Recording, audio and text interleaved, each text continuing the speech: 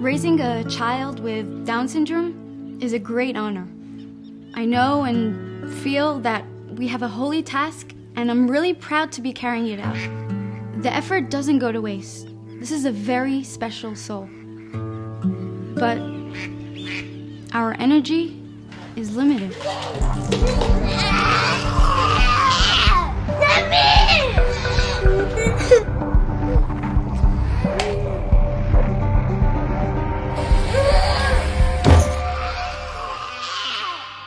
It's exhausting.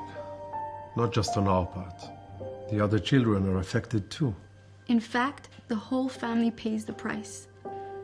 It's no one's fault, but we can't go on like this. It's difficult to see these things. Now think about how it happens in so many houses. We're collapsing. Everything's falling apart. Don't let these parents collapse. It's time to save the situation. For this reason, we at the B'Lev Echad organization are working to establish an occupation center where we will take responsibility for the child and give the parents a chance to rest so they can manage their family life in a normal and calm manner.